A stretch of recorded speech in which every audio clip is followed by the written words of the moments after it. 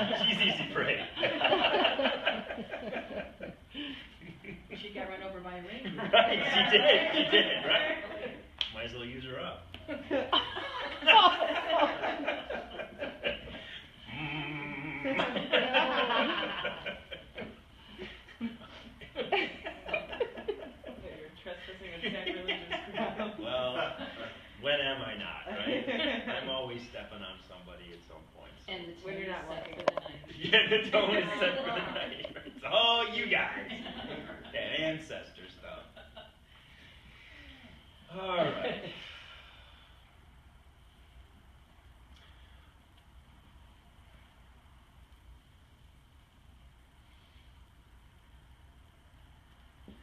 Everyone, let's settle in. Let's get a nice inspiration. Let's do a little bit of cleansing of our breath, our being.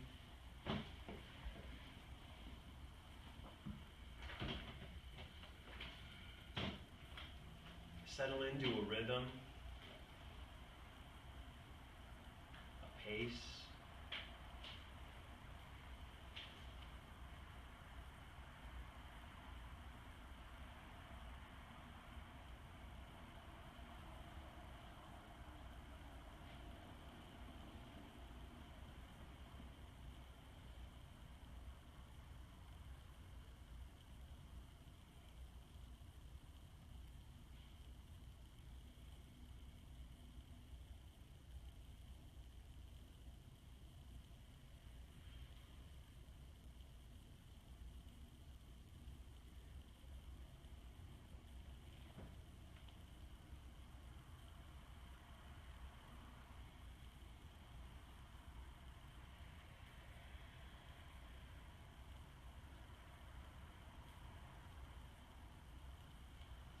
In your rhythm, in your pace, take time at the beginning or the end.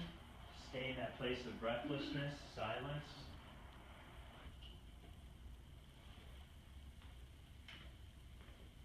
And stillness.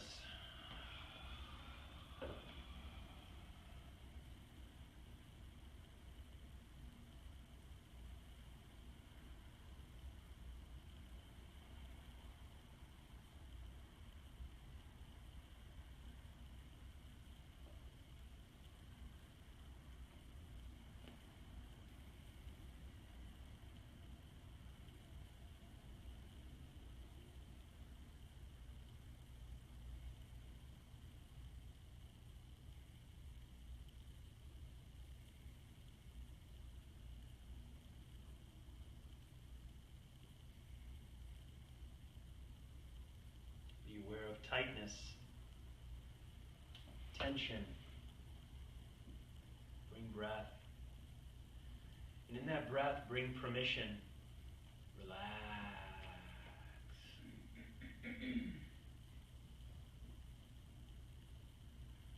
Proper tone. Beneficial. Tension. Restrictive.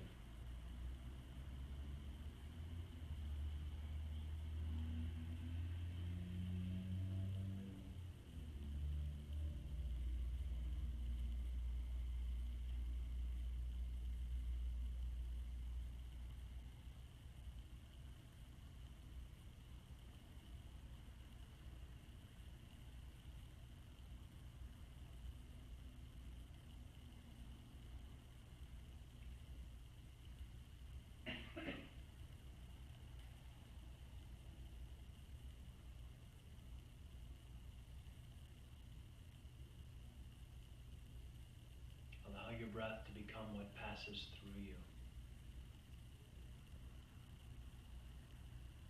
Allow it to be processed, brought about by the force of life itself. Like a wave passing through your body, rising, and then crashing into the shore.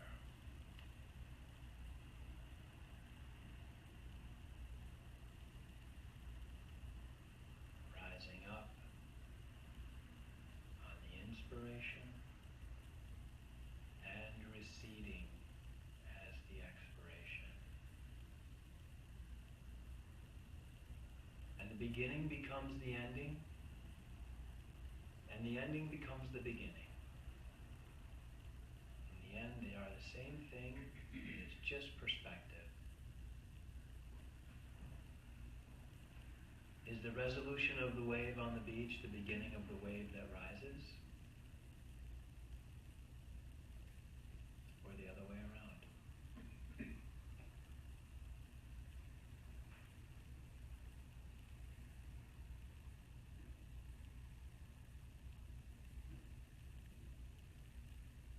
simply an exchange of energy passing through form.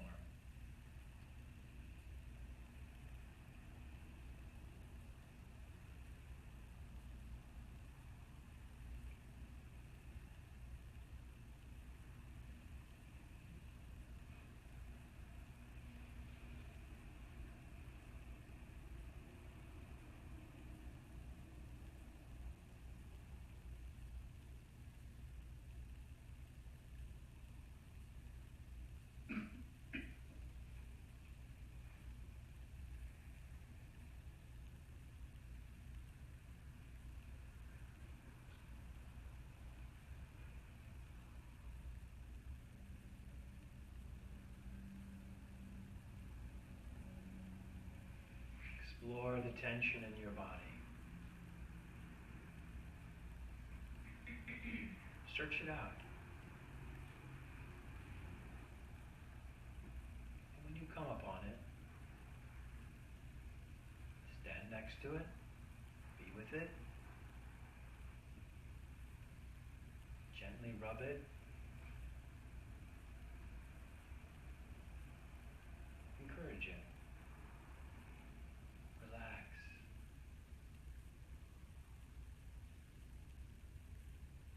Good tone does not require excessive tension. Tone requires presence, not pressure.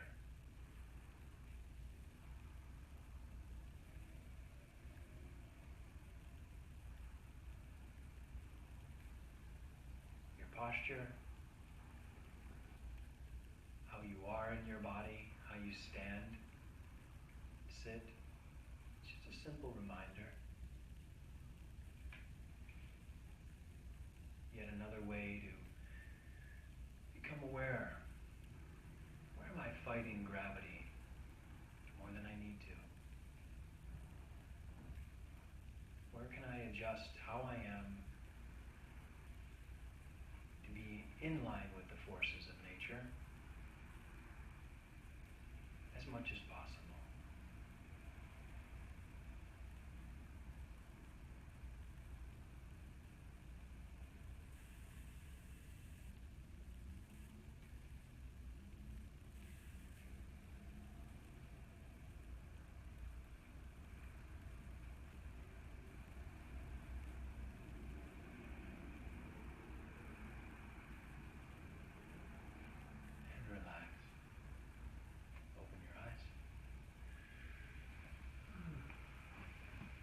Look at love all around you.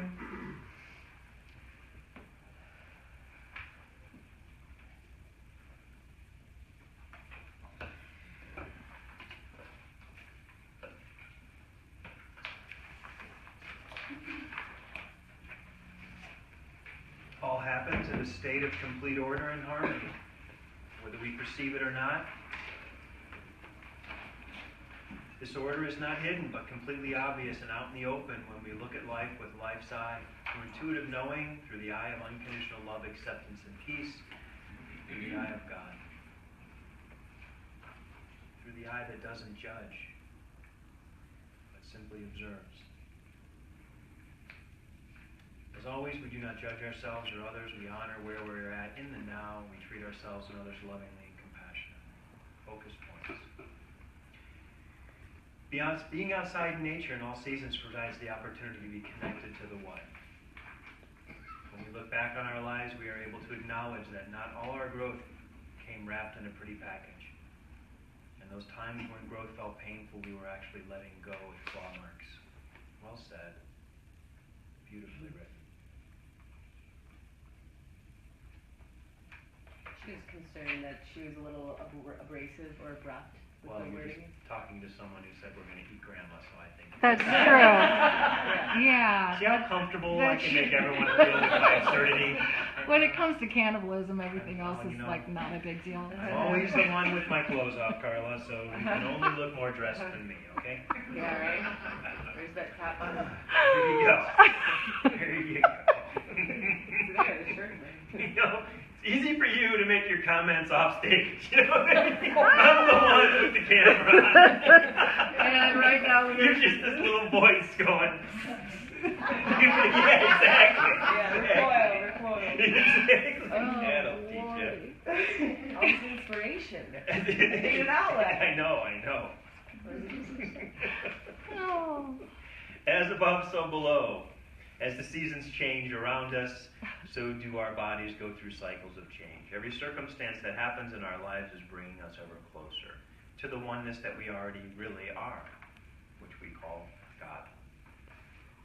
In order that we can observe and appreciate in nature is the order of life.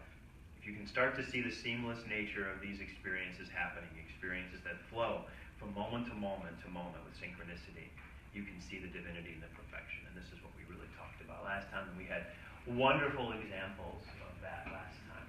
People who shared things that really would have had no other way of happening. It's all the time, but it's for whatever reason we all have moments that become more significant and make us more aware of that. And just remember that the moment that made you aware of it, okay, isn't the moment it happened. It's the moment that reminded you it's happening all the time. And so don't get wrapped up in the moment that you recognized it. Use that moment to remind you that that's what's happening. Remember, a healing for one of us is a healing for all of us. From this understanding we share with each other with an intention of healing and balance, of acceptance, compassion, and love. Reflection questions. Saving paper now. If change is a constant and we've been encouraged to embrace the change of seasons as a way to connect with the what, life, then what am I willing to do this week to be obedient to the natural changes in my body? So, we kind of talked about this last week about, what nature requires of us. What do we feel more inclined to do because of the cycle that nature's in? Okay, what are some things that people have noticed themselves doing in the last week, or before, but especially in the last week since they've been more attentive to what nature is asking, demanding, requiring? Sleeping. Okay. What's another basic one, Sarah? I love applying acceptance in its tangible form outside. I love the warmth, love the heat, all that stuff, but instead of having the armor and going into battle to fight the cold and I'm going to win this time, instead of that nonsense, it's just I'm just going to accept it. I'm not going to label it with anything, including my opinions, or even more so it's cold outside that commonly is referred to. It's just no, it's just how this is right now. And if I disagree or if it's unfavorable, it's beside the point. So it's just if I just say, I just accept how it is, and I just let myself, kind of getting into a bathtub, and you're just okay. And you really let yourself into it, and it doesn't matter the temperature, and you're just in it. And that's the same thing, too. And it's really nice, because then there's nothing to complain about. And, anyway, what does it matter? I say this, and it's kind of a joke, but the weather doesn't care what I think. I might as well not bother giving my own opinion. Yeah. Yeah. What else?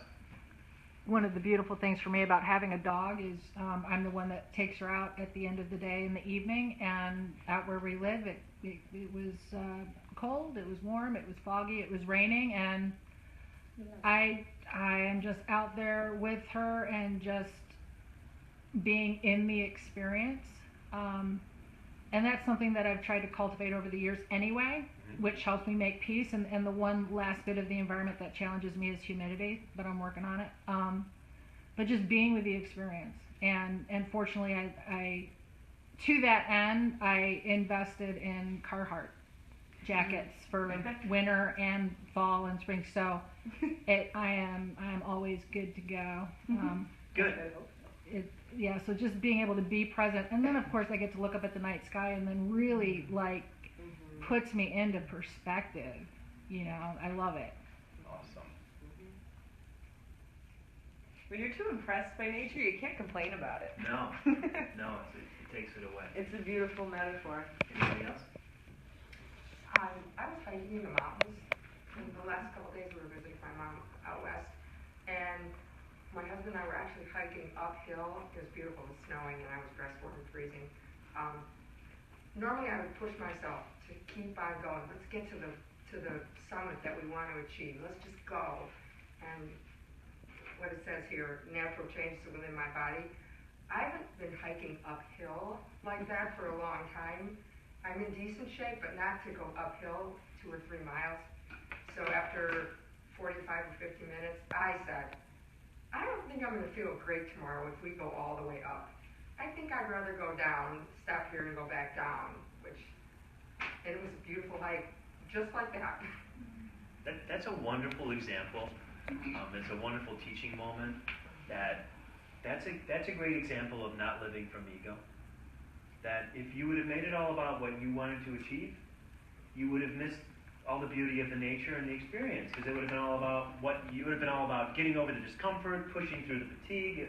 You would have missed the whole reason you were out there. That would have been me. So that's a great example for that reason. It's if you're doing something outside, let it be about being outside. Let it be about something bigger than what you think you need to achieve to feel good about yourself. Right. That's a great And one. I was able to say a whole lot. Oh God, this is beautiful. Yeah, enjoy it. This feels so good. Right. You can apply that to every moment of life. That's a great teaching moment. If we did practice being outside this week, what did we do? We already covered that. What did I experience? We already covered that too.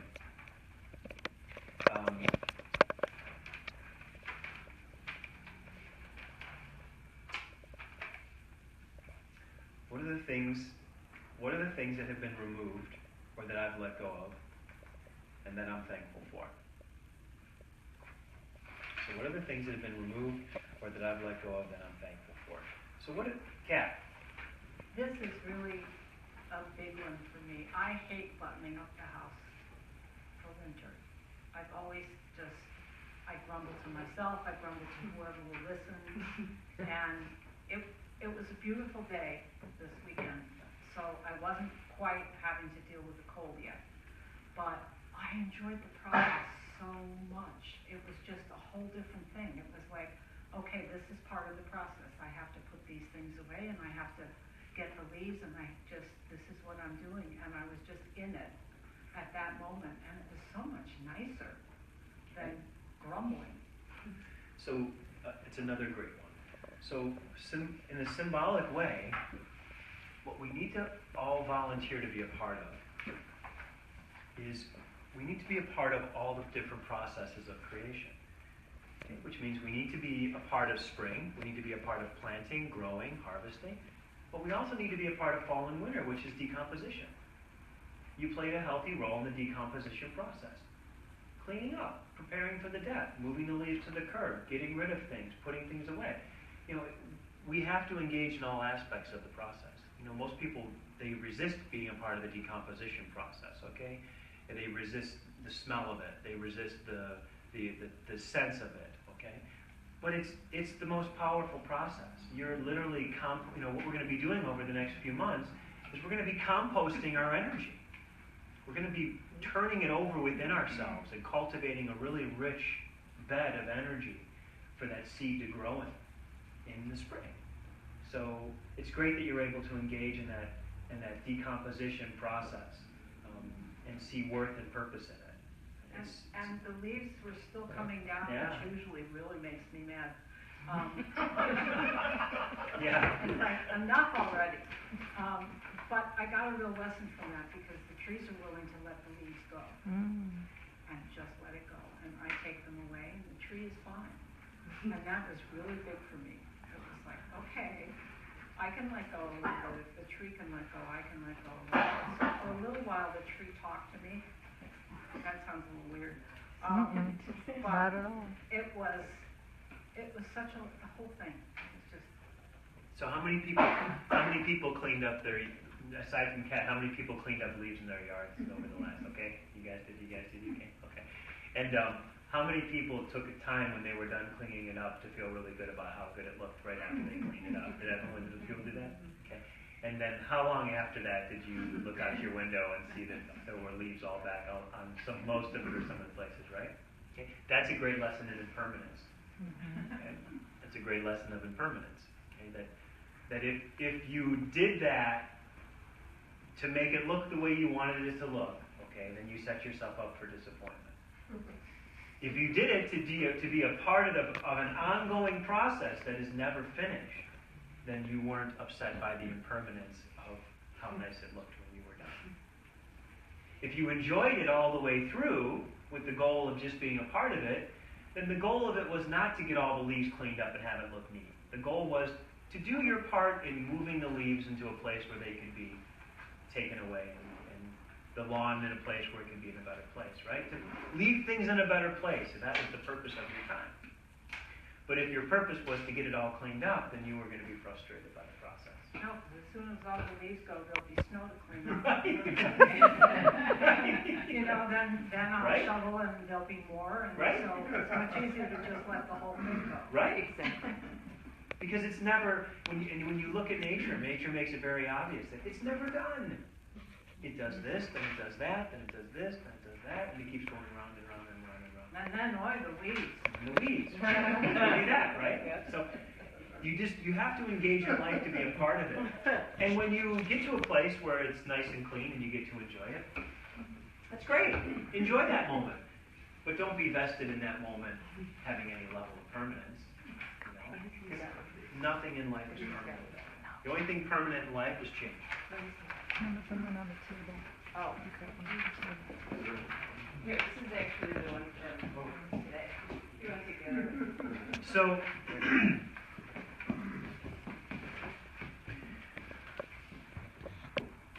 So we have to make time. We have to make sure we leave time for the chamber tonight. Yeah. We haven't done that in a while. I have some people that are dear to Carla that need to be in the chamber. So we have to make sure that we leave some time at the end for that. 7:03 right now. Okay. Yeah. So just make sure. What, 10 minutes or so? Yeah. Let's cut off at like 20 after. Okay, I'm gonna set my phone So to that gives us about 15 minutes. 7:30. So before I defer to another method to lead the class tonight, I want to ask if anyone is anyone struggling with a certain part of their practice that they want me to do a teaching around? Is anyone? I don't have to be prepared for it. Is anyone struggling with a certain aspect of their daily practice that they would like us to just do a little inspiration on? Relationships with people who have different consciousness. Okay. It was from one of the recordings was playing on the TV, and it was talking about trying to keep welded, incompatible things like that. Great. So if you could please expand on that. Do it. That's always a great one. Okay. That's always a great one. So one of the ways that I show this one is I use a visual, okay? And so let's just, you're always my girl, so come on up. You're always my girl. So Nancy and I are going to be in a relationship, and we're going to symbolize that relationship by, I want you to hold my arm, and I'm going to hold your arm like this, okay? And I want you to bend your knees. And this is Nancy going through something. When Nancy bends her knees, it means she's going through something, okay? So when we're tied like this, Nancy, go through something, okay? And come out of it, and go through it, and come out of it, okay? This is the way people try and stay in compatibility with someone in a different place of consciousness. They try and lock into it, okay? Now we're going to do it this way. Nancy, go through something, and come out of it. Go through something, and come out of it, okay? Different about the second way is Nancy's going through something. I'm here. I'm compassionate. She knows I'm with her. But I'm not going through that up and down with her, am I? Okay, so it's all about the way you bond, the way you help, the way you allow yourself to be there for someone. This one is rigid. Okay? This one is still present. Adapting. Yeah, adapting. Okay? Thanks, Nancy.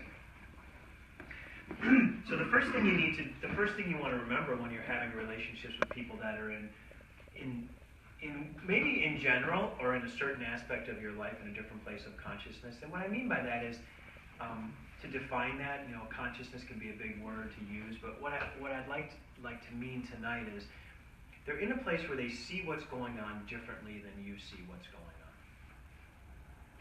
And it's not about, when we talk about a different place of consciousness, whenever we use the words better or worse or it's just different. The way that they are experiencing something is different than the way you're experiencing it. And someone who's in we'll just use words just to define direction. Someone who's in a less conscious place will usually experience things with more tension, fear, reaction, anxiety, stress. People that are in a higher place of consciousness are usually able to go through things in a more relaxed, peaceful, calm state. So we need to have relationships with people that are going through things in all kinds of different places. But it doesn't make sense to be in a rigid relationship with someone who's in a different place of consciousness. Nor does it make sense for you to cling to someone in a higher place of consciousness rigidly, thinking that clinging to them is going to make what you're going through any different. So the purpose of being in a relationship with somebody that's going through something in a way that creates tension and fear is just, first of all, to accept that the way they're going through it is the way they're going through it. And that your first purpose in their life is not to save them from that experience. It's to accept them in that experience. If you can't be at peace with someone going through something exactly the way they're going through it, you really can't be of any true help. Because you really won't receive pure guidance unless you're at peace with what they're going through. You have to come to peace that what they're going through is necessary. It may not be pleasant, but it's necessary simply because it's happening. They're going through it. So that's important, to come to peace with that. In that place of peace with watching someone, many times someone you love dearly, okay, or care very much for, suffering from sickness, from loss, from any type of stress, you name it. You then develop a firm sense of compassion, comfortable compassion. I understand as best as I can what they're going through. I remember in some way, shape, or form an experience that was similar to that I can relate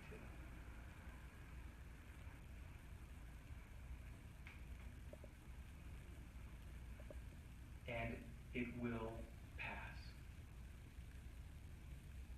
It is impermanent. It's very important. It's very important to remember that every situation that you're with somebody going through is an impermanent situation.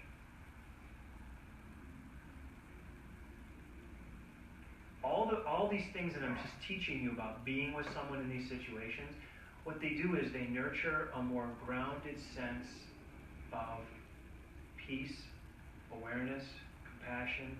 They're building the foundation that you can take action from.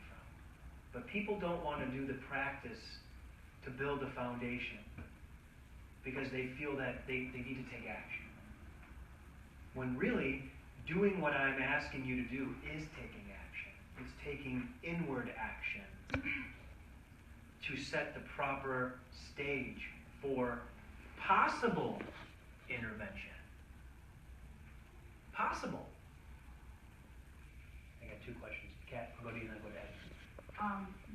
But it's really hard if you have spent most of your life trying to fix things. Right. Or taking care of other people. Right. And, I've been doing that since I started with my dolls when I was really little, and I went through taking care of my mother and father, and then taking care of my brothers, and then taking care of my husband, and taking care of my son, and there was no sense of separation from that. I was stuck at the shoulder. Right on. And it's really hard to get out of that habit and into the practice. That's right. Ed? You're speaking in the singular. How about the plural, events of the world? Would you apply the same principles? Yes. Okay. Yeah, it's a great question. Did everyone get that? He says, say it again louder, Ed. He's speaking in the singular. How about the plural, the events of the world, the way things are going on in it? Would you apply the same principles? Yeah. Why not get heavy? Yeah, but it's a great question, but it's the same answer, yes. Because it's about it.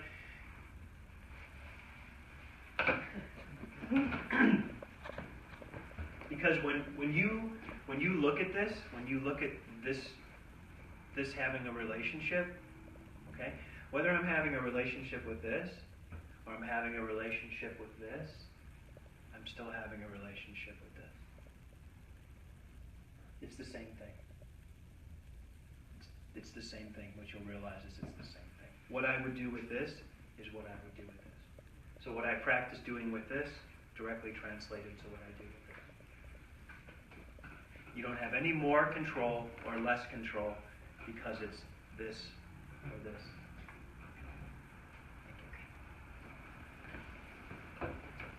So establishing that, okay, no. So why is that so difficult? Okay, why aren't we taught what I'm teaching you?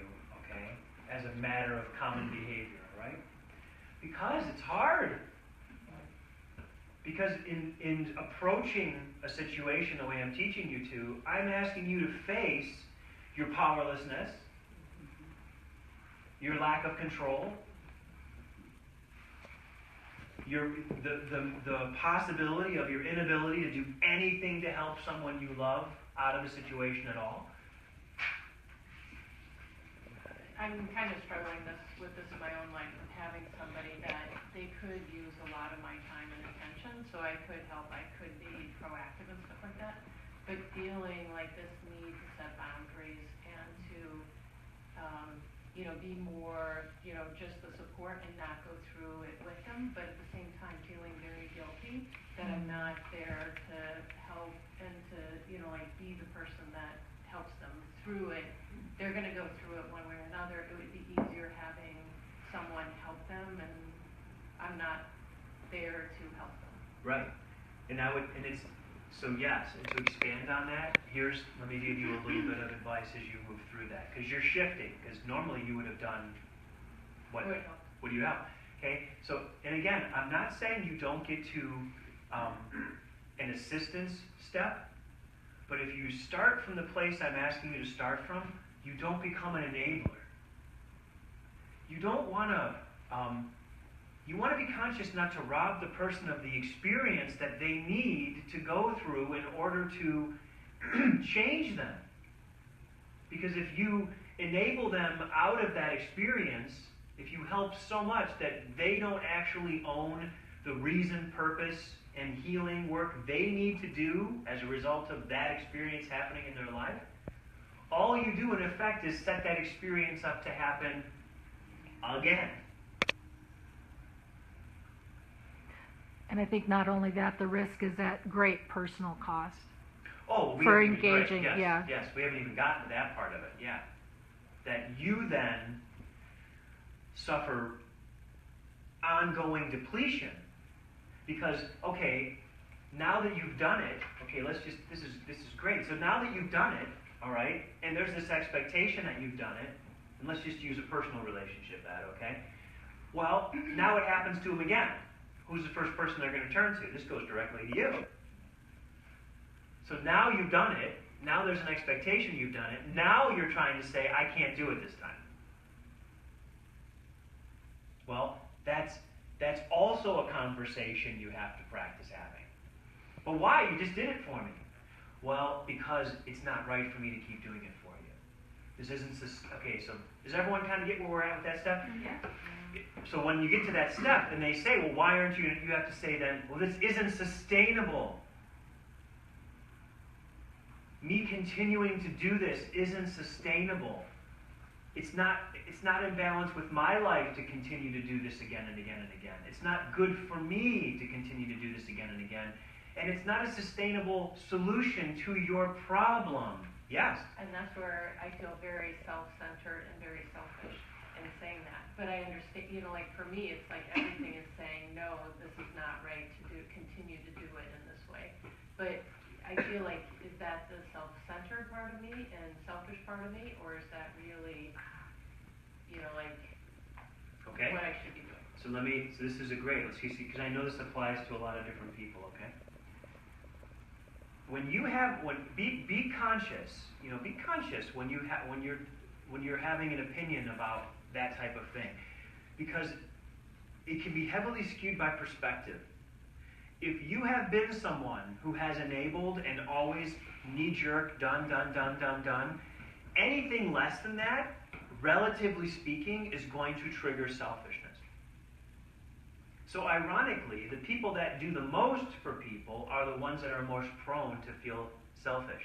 And the people that do very little to help others are the ones that rarely feel selfish at all, because they would never have the perspective of being selfish, because they've never been one that's done for others enough to know the absence of it.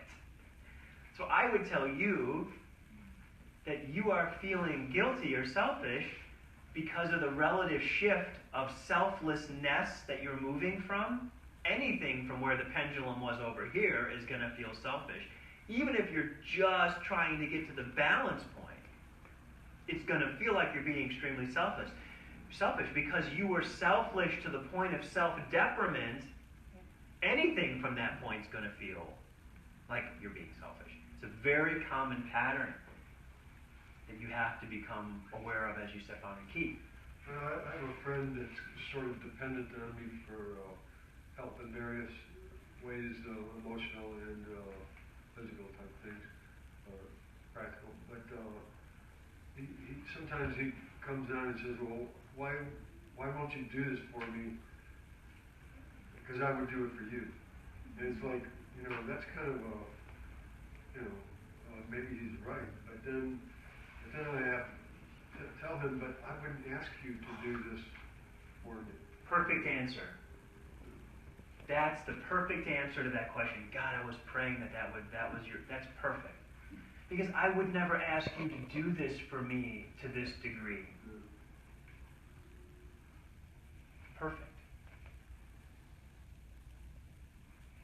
So this is how we have relationships with people in different places of consciousness. You have to be a teacher. You have to be a teacher. You have to look at the situation as a teacher and a student, okay? You're trying to teach this person something that they clearly need to be taught, and God has put you in their life to be a teacher. At the same time, you're a student of a higher consciousness that's trying to help you learn something that you want to learn. So there's always that slide going on all the time. You have to give yourself permission to become more conscious and learn something that you need to learn to become more enlightened of, knowing that as you give yourself permission to become more conscious and learn the lesson that you're in it to learn, you are going to be less of a person that they want you to be unless they're willing to learn and grow with you. Then they will see the role of you being a teacher in their life, and they'll be grateful and thankful, because now you're teaching them how to fish.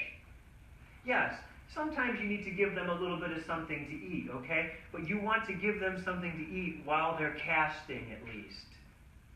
They need to learn how to navigate the situations as best they can. And even if someone is in a state of disability in one form of their life, there is always a movement of growth and change they can undertake. If nothing else, a greater level of awareness and thankfulness for what's being done for them. There's always room for growth in that. Yeah, she's going to cut that, but I want you have a comment, I want you to... Stop that. Yeah, go ahead. Well, one of the things, and the selfishness comes from the way we were raised culturally, religiously. If you were part of a Catholic or parochial school, you were taught that being selfish was not the thing to be, that you were to give and help other people all the time, and you were the last person. But what was going through my mind is that my oldest son, many, many years ago, I stopped the enabling. And he's an adopted child. He had a lot of physical things. He's got a lot of emotional things. And he still goes through that. And he basically cannot handle money. And it took a great deal, and I see this a lot with clients I work with, where the parents are still supporting children when the children are in their 40s and 50s. And you can teach a child so many things, but if you don't step back, and it doesn't matter if it's a child, anyone, right. If you don't step back and let them know that you're there, but they have to be able to stand on their own 2 feet. And my son has gotten there. He's not doing too good of a job on certain things because his life is complex like anybody else's. And I'm not there to tell him what to do. I'm not there to payroll what he does.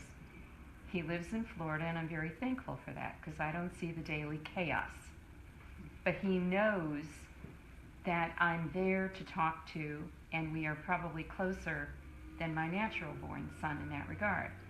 But his lesson is he won't reach out and communicate to even let you know what's going on. He keeps it to himself because he feels like an adopted child, he's out there alone in the world. And he creates that situation all the time. And it's very hard to sit and listen to my other son make critical remarks about what his brother's doing or not doing. And my daughter-in-law, who's very organized, well, why can't he just figure it out? And, so it's the selfish thing, and that's what was really going on in my head.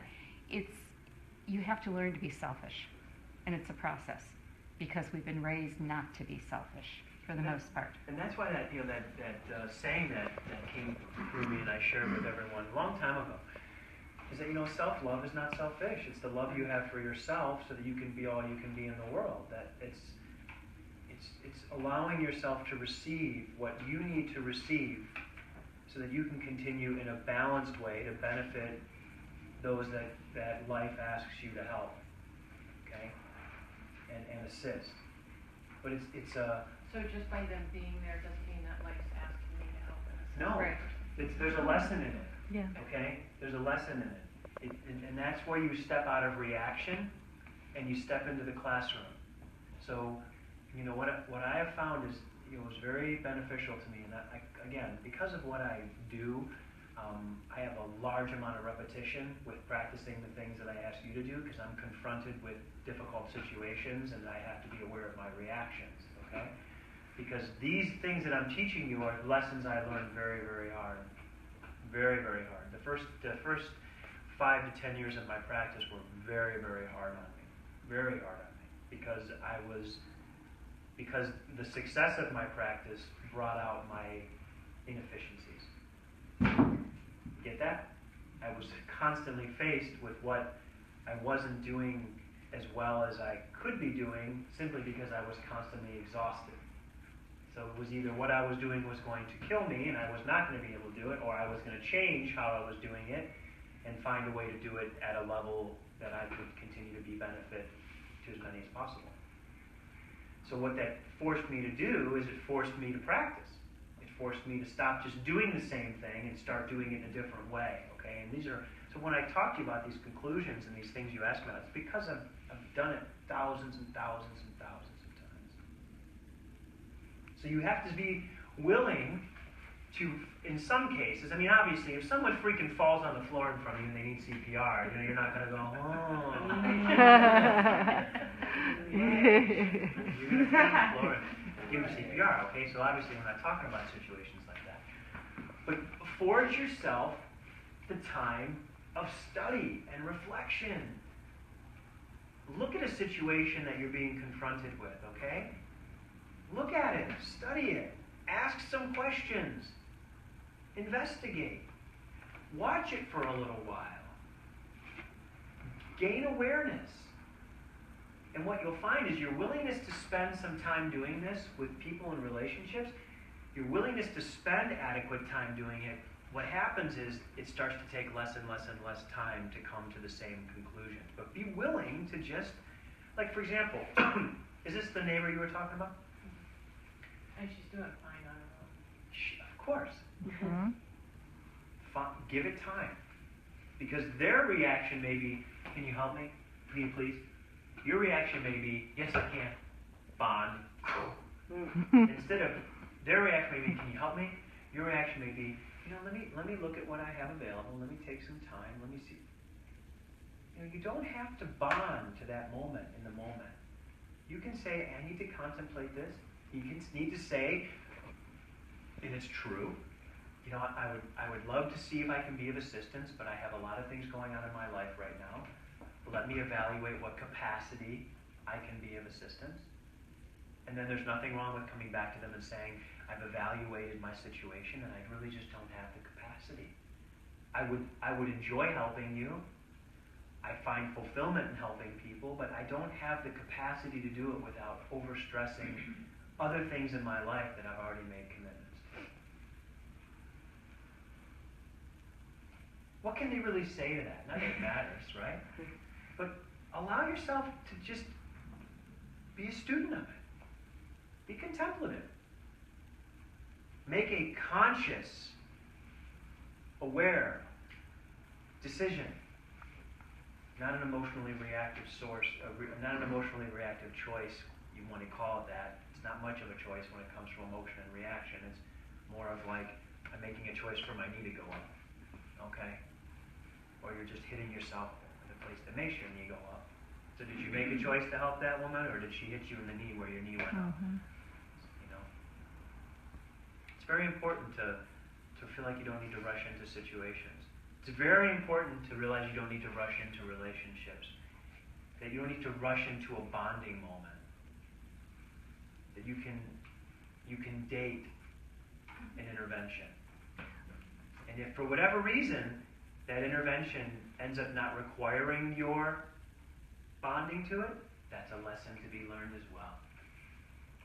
You know? That means someone else was supposed to do something for that person that they had an opportunity to do because you didn't bond in right away. So it's a dance, you know what I mean? Learn to date and interact with possible interactions with people, and don't feel bad about it not happening. You're not defined by how much you help people. Oh, you're not? No. Yeah, no, you're not defined by how much you help people. You're not defined by that at all. It's a wonderful thing that we do as a part of becoming more enlightened and conscious, is helping others. It's one of the ways we become more enlightened and conscious, is helping others. But we're not defined by Some people do it too, they feel like that's how other people will like them, and there's no other reason for people to like them if they're not, That's it. Doing it for the other person. Right on. Right on. It reminds me when you don't take time, you just react, then there's a whole cleanup situation after. Boy, is that a tough one to learn, isn't it, Kim? That's a big one. That's perfectly said. That was why I was saying what I was saying without talking about how I knew what I was saying. That was. I was saying when you just react and don't take a step back, and then there's a big cleanup situation. Yeah, and guess who's responsible for cleaning it up? Okay, the older one, so to speak, the one who gave their blessing. Okay, I'll do this. Well, okay, and that's why I caution everybody about the words free will. Okay, really tap into if it's Thy will be done. If it's Thy will be done, if you look at it, study it, evaluate it. Okay, fine, then you go through that process. But egoic choice leads to a lot of work. And I'm not saying that good doesn't come from it, okay? I just want to open you all up to a more efficient, enlightened way of interacting with relationships.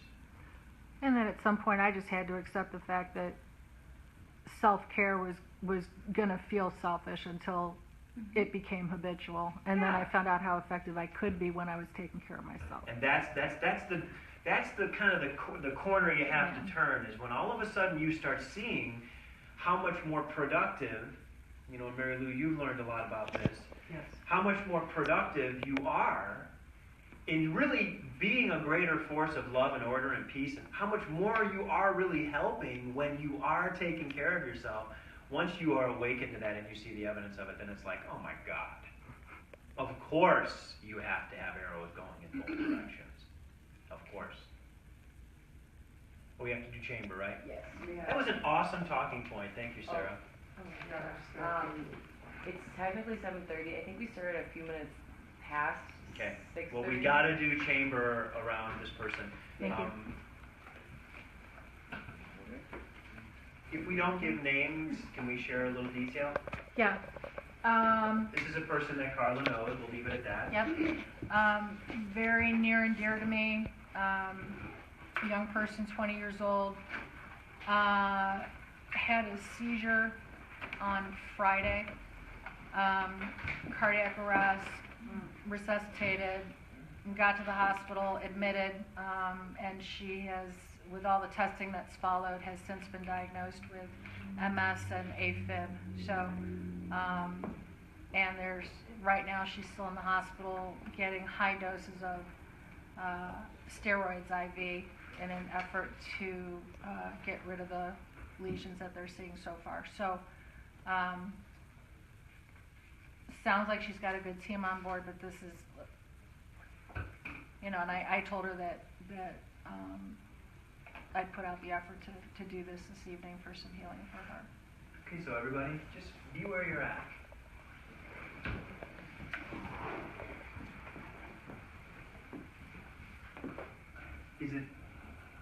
Can we have a first name for Renee. Renee?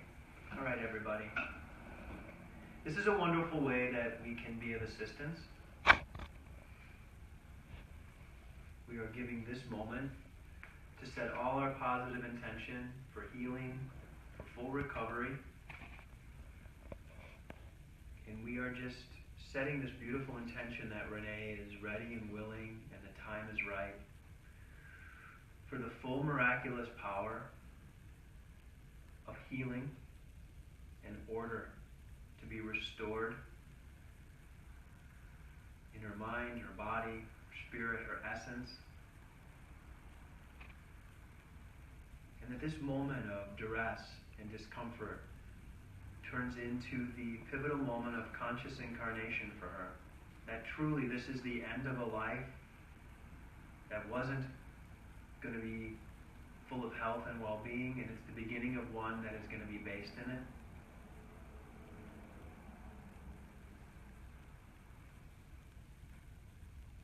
And that Renee will really stop focusing on what's wrong with her and what isn't the way she wants it to be, and instead focus on everything about her that is amazing and awesome.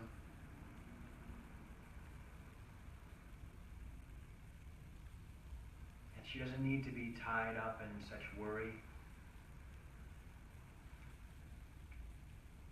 That everything going right isn't based on her doing everything right.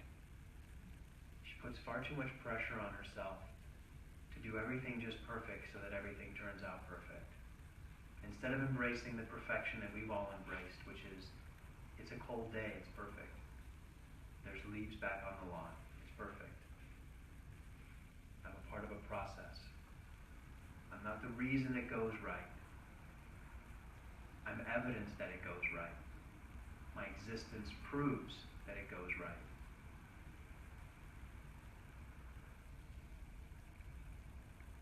And as we set this intention for Renee, we also set this intention for every doctor or nurse that touches her.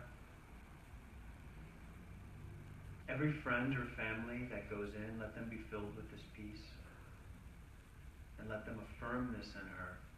Let everyone that surrounds this beautiful person do nothing to elicit doubt and distrust in the divine order of all that's happening. And should they be experiencing any fear or insecurity, let her be blinded from that. Let it be something that she does not even see, notice, or sense. Let her be completely enveloped in the love that we and so many have for her.